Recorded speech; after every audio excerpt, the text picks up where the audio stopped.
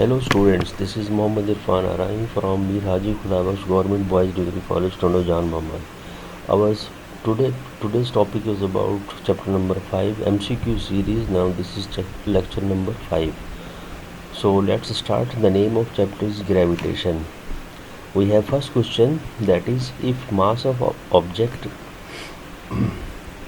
becomes twice and the distance becomes half, then what is the new force of gravitation. So this one is the formula. अगर आप देखें तो ये formula मौजूद है हमारे पास. मासिस को अगर हमने डबल किया है तो यहाँ 2 आएगा, राइट. और अगर आपके पास डिस्टेंस को हाफ रखते हैं तो 1/2 इट मीन्स स्क्वायर होगा तो 1/4. 4 multiply by 2 that is equal to 8F. So the new force is equal to 8F means the previous 8 times of the previous force. So right option is this one. This one is the right option. The value of G at the center of the earth. Centre of earth पर G की value क्या होती है? तो centre of earth पर G की value 0 होती है. तो इसमें से कोई भी ऑप्शन करेक्ट नहीं है. 0 ऑप्शन होना चाहिए इसमें, लेकिन इसमें नहीं है. तो that's why it is taken as none of these. The weight of an object on earth is 100 Newton. What is its weight at moon? तो मून पर किसी भी ऑब्जेक्ट का वेट अर्थ के कंपैरिजन में 6 गुना कम होता है. तो अगर हम 100 को डिवाइड करें 6 से तो हम हासिल करेंगे 16.6. अगर क्वेश्चन इस तरह से आता है 36 न्यूटन, तो 36 को डिवाइड करें 6 से तो आपके पास 6 न्यूटन आ सकता है. तो आपने जो भी गिवन वेट हो उसको आप 6 से डिवाइड कर दें तो आपको मून पर वेट की वैल्यू मालूम हो जाएगी. What is the radius of earth? तो this one is the right option, 64,000 kilometre. या फिर हम इसको 6.4 × 10⁻⁶ मीटर भी लिख सकते हैं. So this is the right option. Okay. The formula of variation of G with altitude from the earth is this one is the formula. आपकी book में मौजूद है. Okay. Find the distance from the surface of earth when gravity becomes half. This is the right answer. आपकी book में ये numerical है जिसमें से ये क्वेश्चन लिया गया है. Move for the next one. If depth is 1/4 of radius of earth, so calculate new value of gravity. New value of gravity, right. ठीक है. अब अगर हम इसमें चलें तो हमारे पास ये वैल्यू आएगी. This is the formula for the variation of G with the depth in earth. So that is G at depth is equal to G bracket 1 - D/RE. तो आपने D की जगह पर RE/4 रखना है. कैंसिलेशन होगी, उसके बाद एलसीएम लीजिए और 1 - 1/4 तो 3/4. 3/4 को डिवाइड करके 9.8 से मल्टीप्लाई कर दें, 7.35 आंसर आएगा. ओके. उसके बाद हम मज़ीद आगे चलते हैं. अब इसमें अगर हम देखें तो हमारे पास क्वेश्चन नंबर 8 मौजूद है. इसका तो आंसर आपको आई थिंक समझ में आ गया होगा, ये वाला, और इसका आंसर ये वाला है. Okay. Find the apparent weight of a person of 60 kilogram is standing in a lift, is moving upward with the acceleration of 5 meter per second. तो आपके पास इसमें apparent force मालूम करनी है, राइट. ठीक है. This is apparent force. तो आपके पास ये केसेस हैं. if the lift is going upward it means this is mass. okay. And we can say that the value of G plus acceleration, right. ठीक है. This is what acceleration. जब आप इस फार्मूले में पुट करेंगे तो हमारे पास आंसर आएगा 888 न्यूटन. ओके. आई होप कि आपको समझ में आ गई होगी. इसको सॉल्व कर सकते हैं इस फार्मूले से. ओके. अच्छा. Now move for the next one. This is question number 9. Question number 9. A lift is moving freely, fall motion. A person dropped the ball from his hand. Ball moves faster than person. First option. Ball moves slower than person, second option.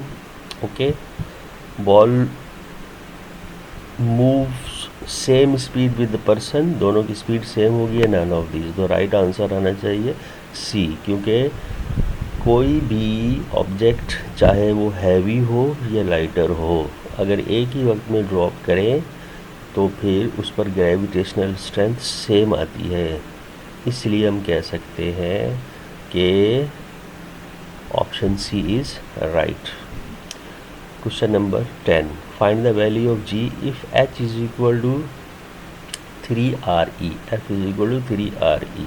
तो हमारे पास ये formula मौजूद है, G dash this is capital G mass of earth divided by radius of earth का square, right. ठीक है, अब अगर हम ये 3 की वैल्यू यहाँ पुट करते हैं रेडियस ऑफ अर्थ की जगह पर, तो स्क्वायर लेने के बाद हमारे पास 1/9 आ जाएगा। इसका मतलब है न्यू ग्रेविटी का आंसर होना चाहिए 6G/9। Okay, G/9, this is equal to G/9। Move for question number 11। The mass of the object is 100 kilogram at the center of earth, so its weight is। तो centre of earth पर wait 0 होता है, right. ठीक है, तो इसके लिए option होना चाहिए D. Move for next one, question number 12। The average density of earth, this is the fixed value, astronomical data है, तो आपके पास option B is right. 5.5 -3 kilogram पर cubic metre. The centimetal acceleration of the moon is this one, is the centimetal acceleration of the moon. You can find by this formula. Move for next one. The time taken by the moon to complete one revolution around earth, that is 27.3 days. It is also given in your book. You can find out it. What is the value of g at height above the surface of earth equal to the radius of earth? इसका मतलब ये हुआ कि एक object जो है इतनी height पर है जितना कि रेडियस ऑफ अर्थ। तो इसका मतलब ये हुआ कि हमारे पास रेडियस ऑफ अर्थ के ट्वाइस हुआ। तो अगर हम उसी फार्मूले में रखते हैं जो हमने इस जगह पर यूज़ किया था, इस जगह पर, राइट। ठीक है, यहाँ पर, तो हमारे पास आंसर आना चाहिए 2.45। ओके, जस्ट 9.8 डिवाइडेड बाय 4 आप करेंगे तो ये वैल्यू आ जाएगी। Question number 16. Which one the following is correct relation? So this one is the correct relation. Option C is right. Okay, it is also taken from your book. Which of the following is correct? Gravitational force is central force. Option B, gravitational force is conservative force. Option C, gravitational force is independent of medium. या option D, all of these।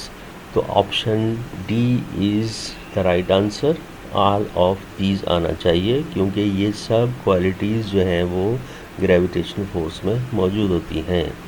Question number 18। तो which of the following law is hold good over wide range of distance?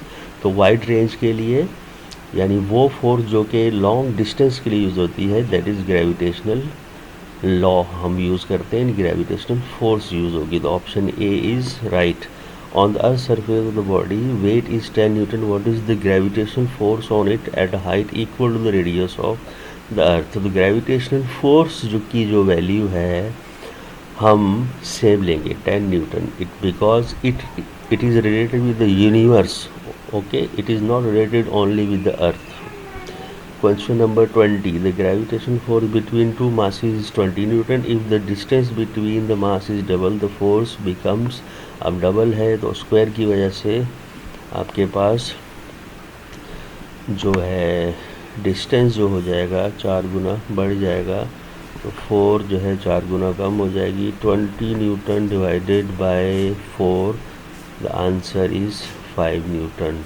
So this one is our today's topic. Next lecture में हम इंशाल्लाह chapter number 7 discuss करेंगे। इसको आप एक दफ़ा फिर स्टडी कर लीजिएगा। अल्लाह हाफिज़।